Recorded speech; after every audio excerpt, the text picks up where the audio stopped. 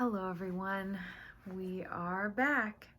This is week 11, part 5.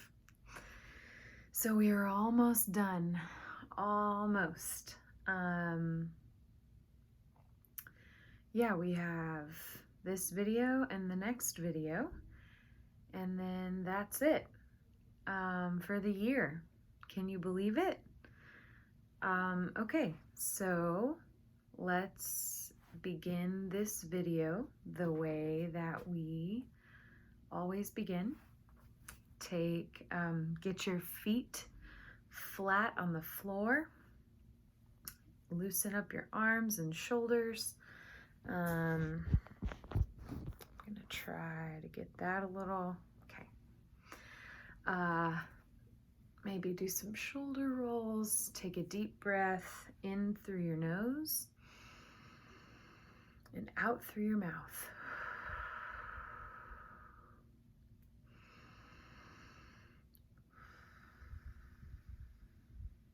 Let's do one more.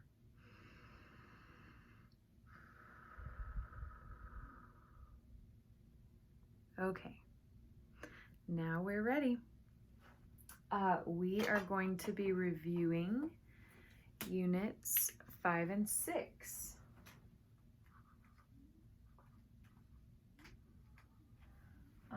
I got a little emotional because these are the first units we did on video.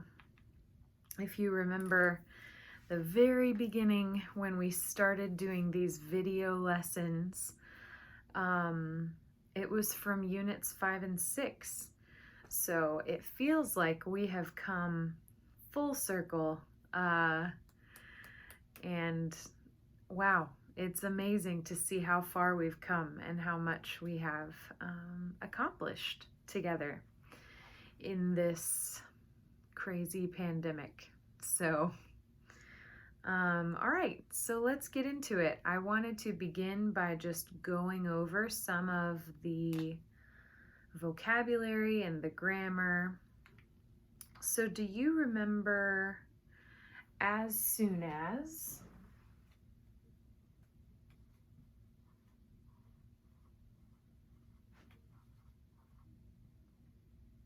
And until.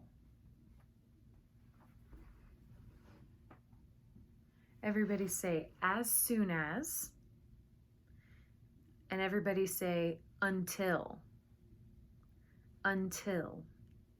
Okay. As soon as means right after.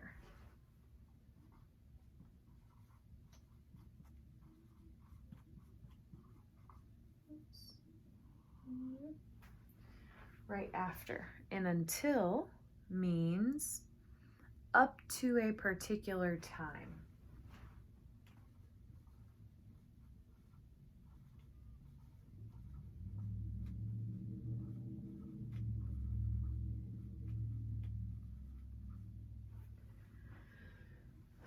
Okay. That makes sense? Let's do some examples. So what do you do?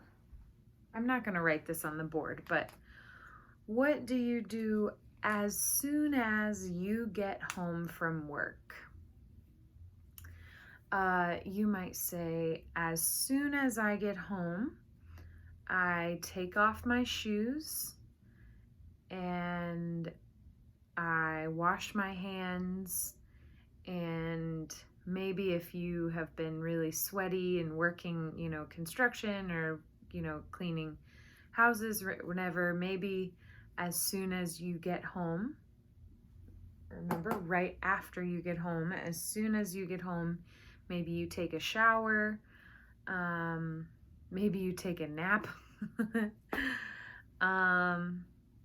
Okay, and then what do you do until dinner time? Some of you may say, I have to cook dinner. I'm the one who cooks dinner. What do I do until dinner time? I am cooking. But let's say maybe you have everything ready for dinner. You just have to put it in the oven, and then you have 30 minutes and you can wait until dinner time. So what will you do until dinner is ready? You are waiting for 30 minutes for your dinner to cook. What will you do until then? Until it is ready? Maybe you will watch a TV show. Maybe you will paint your fingernails. Maybe you will sit outside and read a book. Maybe you will call your family. Maybe you will wash dishes. I don't know. But does that make sense? As soon as and until? Okay, good. Let's do another one.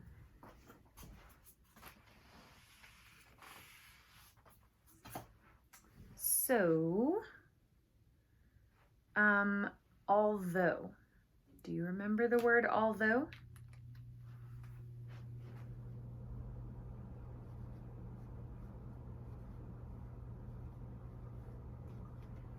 Everybody say although. So we use although to connect two clauses that show a contrast. So the information in one clause, you remember a clause is a group of words. So the information in one clause is surprising or unexpected because of the information in the other clause. You use although with the information that is known or not surprising. For example, we have these two clauses.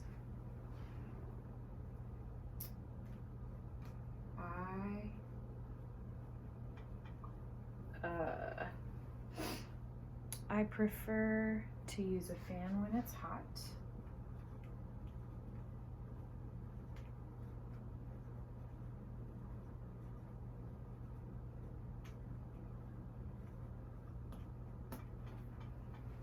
That's one clause. I prefer to use a fan when it's hot.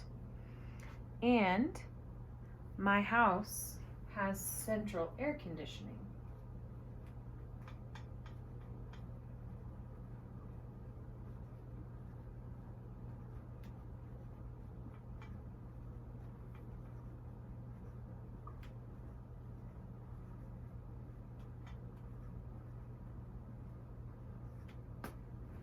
Okay, those are two clauses.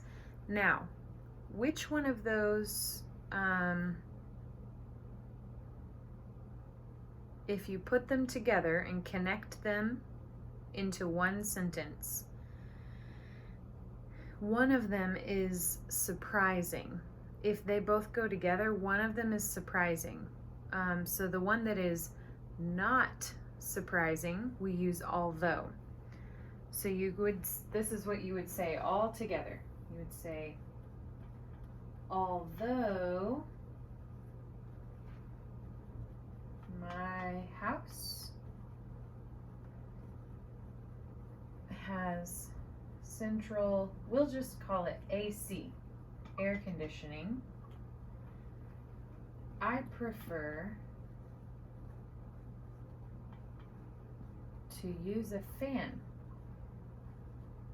when it's hot.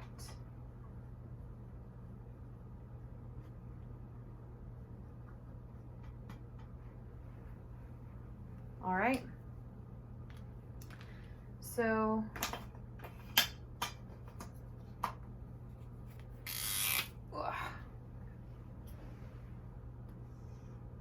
we have although because it is known or not surprising that my house has central air conditioning. But if I have AC, it is a little surprising that I would prefer to use a fan instead of AC. air conditioning. So we say, although my house has central air conditioning, or even though my house has central air conditioning, I prefer to use a fan when it's hot. Okay? Isn't that crazy? That's not my statement. That was from the book. But, okay. So that's that. And let me say too, even though is basically just another way to say although, but it's more intense, more emphasized. Does that make sense? Okay, it's fine.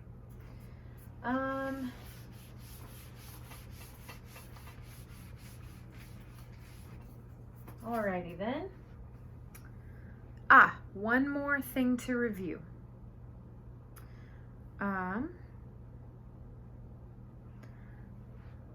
We can use because and although in different ways and in the same ways. So let's review the difference between because and although.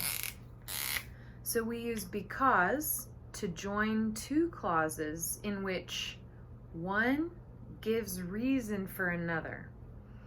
But we use, just like we said, we use although to join two clauses that contrast each other. And one is surprising or unexpected because of the other. So, based on the other. Whew, this is confusing. So let me just do an example here. Oops, not red.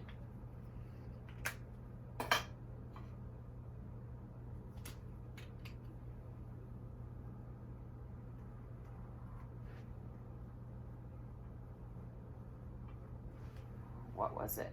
It was a beautiful day.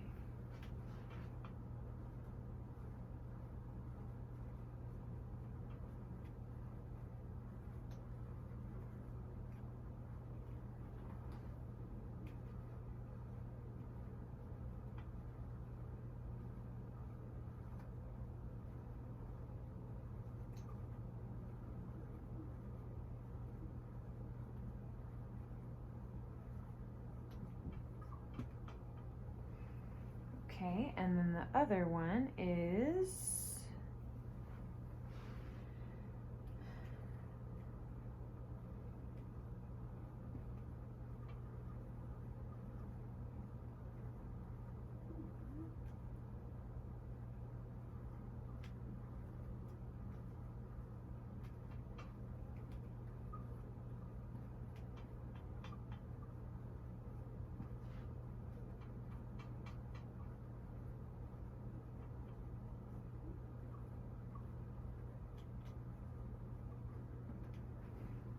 okay.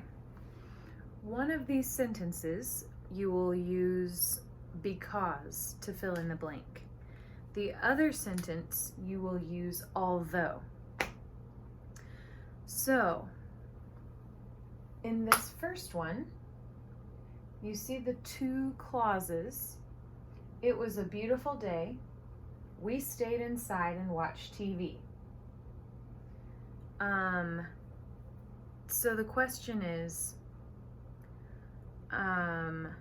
do those two clauses contrast each other?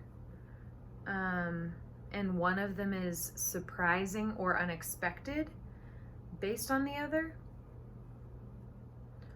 Or does one of them give reason for the other? They do not give reason. So I think they are contrasting and surprising.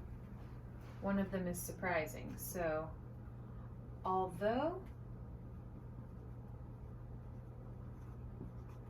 it was a beautiful day, we stayed inside and watched TV. So it's surprising that you would stay inside and watch TV when it's a beautiful day outside, right? So that's why we use although. But now look at this one. So, do these two clauses contrast each other and one of them is surprising based on the other? Or does one of these clauses give reason for the other? So the first clause, we stayed inside. The second clause, we didn't get to enjoy the sunny weather. How about because we stayed inside, we didn't get to enjoy the sunny weather? One clause gives reason for the other.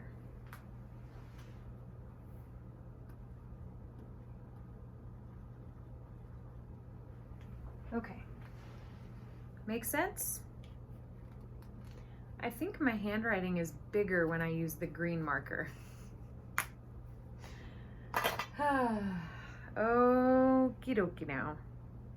I think that's good enough review. Let's,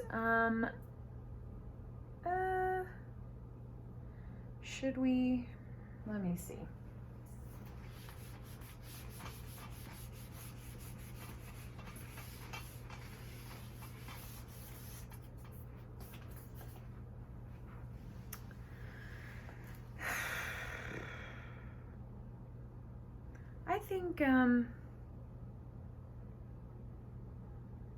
I think we will go ahead and listen to the radio interview on page 82. So if you open your books to page 82, we will listen to the radio interview and you will fill in the chart, but we will go over the answers in the next video, okay? So let's go ahead and listen now.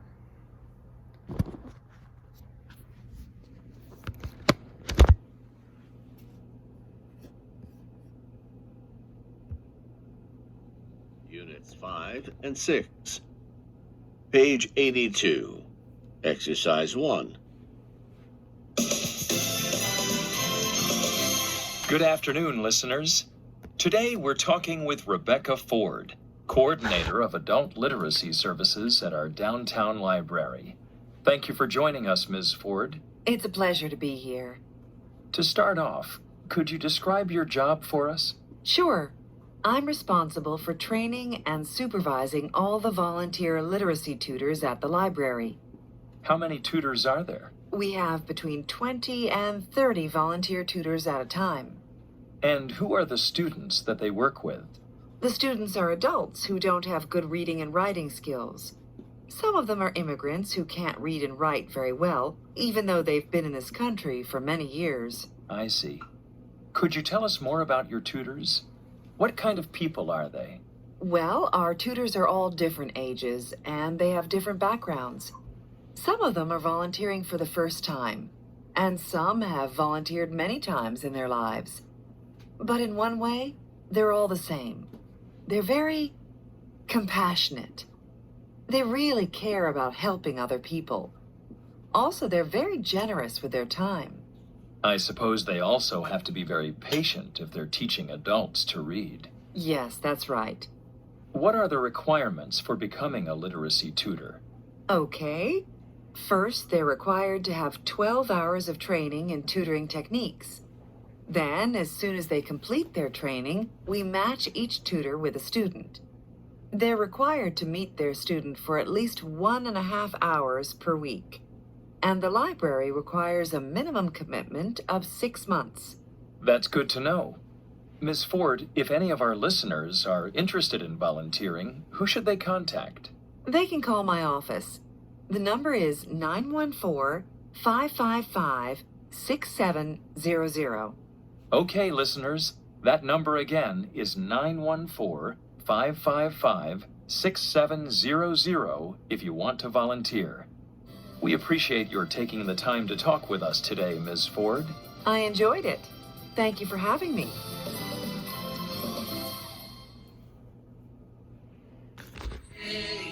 Oops. How did that happen? Okay, whoops. All right, so there's the chart. We will go over the answers in the next video. Thank you so much, everyone. I will see you next time. Ciao.